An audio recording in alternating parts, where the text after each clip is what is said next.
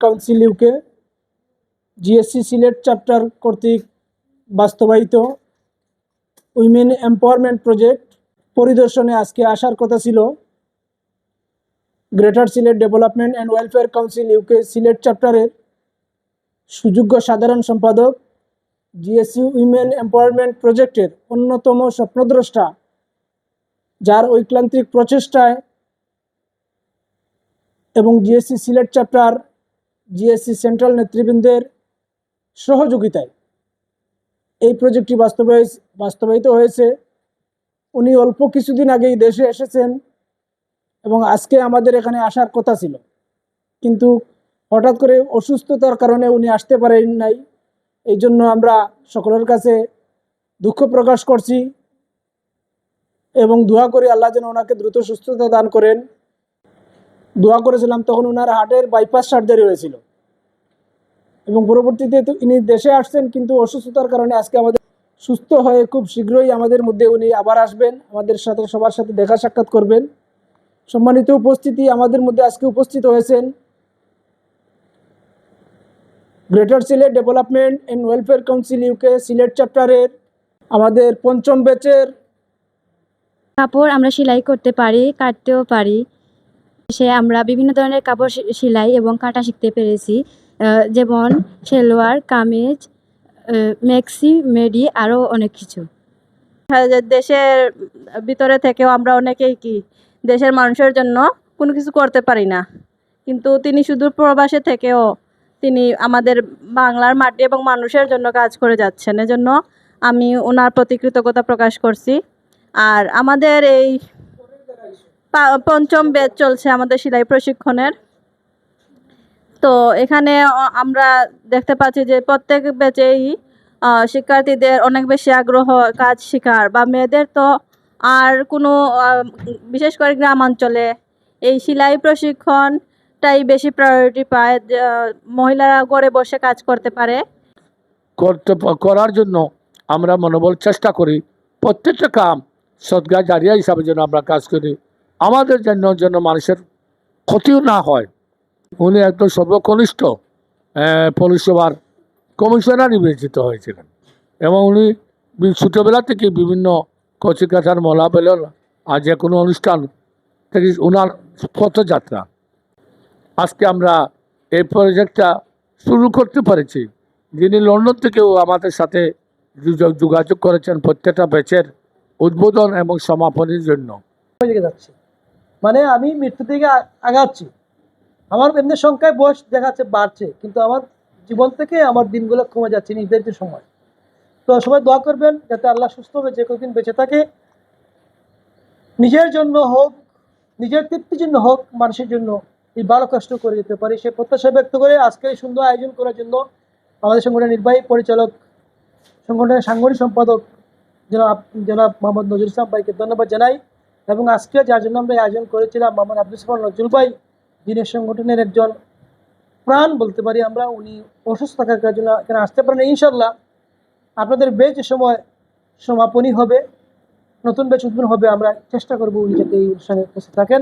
সবাই হওয়ার কারণে উনি আসতে পারেননি, এজন্য আমরা ওনার জন্য দোয়া করব যাতে করে উনি তাড়াতাড়ি সুস্থ হয়ে উঠবেন। এবং এই প্রজেক্টটা করতে গিয়ে উনি অনেক কষ্ট করেছেন এবং দেশে বিদেশে অনেক সাথে আলোচনা করার আগে এরপরে আল্লাহ রাব্বুল আলামিনের অশেষ নেতৃবৃন্দ এবং সিলেট চ্যাপ্টার নেতৃবৃন্দ যাতে করে আপনারা এই প্রশিক্ষণ নিয়ে আপনারা স্বাবলম্বী হন। আমাদের চতুর্থ বেশ শেষ হয়ে এবং পঞ্চম বেশ শেষ হওয়ার পথে আমরা চাইব যে আরও বেশ করার জন্য আপনারা উপকৃত হবেন। আর আমাদের এই নজরুল ভাইকে অসংখ্য ধন্যবাদ। উনি যদি এই জায়গা ব্যবস্থা না করতেন তাহলে আসলে এই প্রোগ্রামটা এখানে আসতো না। উনি এই ব্যবস্থা করে দিচ্ছেন এবং আমরা যারা আমাদের সেক্রেটারি আব্দুল সামাদ নজরুল ভাই, ওনার সহযোগিতা, আমাদের সহযোগিতা, কেন্দ্রীয় নেতৃবৃন্দের সহযোগিতায় কিন্তু এখানে এই প্রোগ্রামটা আসছে, যাতে করে এলাকার মানুষ, এলাকার নারীরা, মেয়েরা যাতে উপকৃত হয়। এজন্য এই প্রোগ্রামটা কিন্তু এখানে আসা। আমরা আশা করি আপনারা সুন্দর করে ট্রেনিং গ্রহণ করবেন আর নিজে স্বাবলম্বী হবেন আর আমাদের যোগাযোগ করেন। আর যাই সব কিছু মিলে সবাই ভালো থাকবেন, আমাদের জন্য দোয়া করবেন আর ভাইয়ের জন্য দোয়া করবেন। আসসালামু আলাইকুম। নারী অর্ধেকটা নর। আসলে এই যে একটা প্রজেক্ট চলতেছে, সেটা আমরা 2017 থেকে স্বপ্ন দেখতেছি। স্বপ্ন দেখে আলহামদুলিল্লাহ আমরা 2024 সালে এটার পুনরাবৃত্তি বাস্তবায়িত হচ্ছে। এর ফসল হচ্ছেন আপনারা। তো নাই, আসলে আমাদেরও খারাপ লাগতেছে। আর আমি সবাইকে অনুরোধ করবো আপনারা দোয়া করবেন যাতে উনি সুস্থ হয়।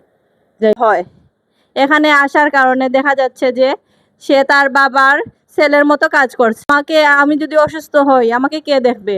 মেয়ে তো বিয়ে হয়ে চলে যাবে, কিন্তু একটা মেয়ে যদি স্বাবলম্বী হয় তাহলে দেখা যায় যে সেই মেয়েটি তার মা বাবার পাশে ছেলের মতো দাঁড়াতে পারে। তো এখানে আমি এরকম আমার কয়েকজন স্টুডেন্ট, এগুলো আমার কথা না, তাদের কথা। তারা এসে বলে যে ম্যাডাম, আমার বাবা আমাকে এখন বলে যে তুমি আমার মেয়ে না, তুমি আমার ছেলে, তুমি আমার মেয়ে। আল্লাহ রহমান রহিম। আল্লাহ আল্লাহ আপনার নাম লই আজকু দোয়া শুরু করলাম। আল্লাহ আপনি জানার মনের খবর, দিলের খবর, সব তত্ত্ব জানার মাহবুদ। কি উদ্দেশ্যে না আমরা আইসি এবং খারে লইয়া আল্লাহ আপনি জানুন। আমাদের সুযোগ্য সাধারণ সম্পাদক জনাব আব্দুল সমান নজরুল সাহেব বড় আশা হসলা আজকু আইয়া এই দুফাগুল আমরা জিএসসি উইমেন প্রজেক্টের মহিলা আছে তারার লোক এত কথাবার্তা হইয়া যাইবা, কিন্তু তার অসুস্থ, তারা এটা পারছেন না। আল্লাহ তার নায়ক খায় সার ভদ্রলোকরে সুস্থ রাখুন। তাই এইটা ব্যাপারে বহুত কষ্ট করছেন, মেহনত করছেন। লন্ডনে থাকিও এই প্রজেক্টটা সুন্দরভাবে দিলান হয়, এটা লাগে বেচারে অনেক কষ্ট করছেন। তার ব্যক্তিগত প্রচেষ্টার কারণে আজকে এই প্রজেক্টটা আমরা চালু করতে পারছি। মন আল্লাহ পাক যেন ভদ্রলোকরে হায়াত দরাজ করেন এবং সুস্থ রাখেন, এটা দোয়া করে। তাই সহ তার পরিবার পরিজন সহ আল্লাহ পাক যেন বালা রাখেন এবং তার মা বাপরেও আল্লাহ পাকের যেন খবরের মধ্যে জান্নাতবাসী করেন। এবং উপস্থিত আমরা যারা উপস্থিত হইতে পারছি আল্লাহ পাক যেন আমরাও যেন নেক হায়াত দরাজ করেন। আমরা বাচ্চা কাচ্চারও যেন আল্লাহ পাকে নেক হায়াত দরাজ করেন। আমরা যারা মা বাপ দুনিয়াতে বিদায় লইয়া গেছেন তারার জন্য আল্লাহ খবরবাসীর বালা রাখুন। এবং যারা উপস্থিত আমার বোনরা আছেন যারার মা বাপ দুনিয়াত নাই তারার জন্য আল্লাহ পাক যেন বেচারারের বালা হালতা রাখুন। প্রত্যেকটা অনুষ্ঠানে বেচারার এই কর্মব্যবস্থার মধ্যে অংশগ্রহণ করে থাকেন। আল্লাহ পাক যেন বেচারার বহু বাচ্চারা বালা রাখুন। ও আমরাও যেন আল্লাহ মহান আল্লাহ পাকের কাছে একটু আগে বক্তব্যের মাধ্যমে আমরা সারমর্ম হয়েছি। এখানে উদ্দেশ্য কি তার লাগে আইছি আমরা। উদ্দেশ্যটা হয়েছে আল্লাহ মহান আল্লাহ দেখরা প্রত্যেকটা মনের খবর আল্লাহ জানন। আমরা কি তার লেগে আইছি আল্লাহর কাছে দোয়া করলাম আল্লাহ যেন আমরা সব রে বালা রাখুন। আমিন আমিন।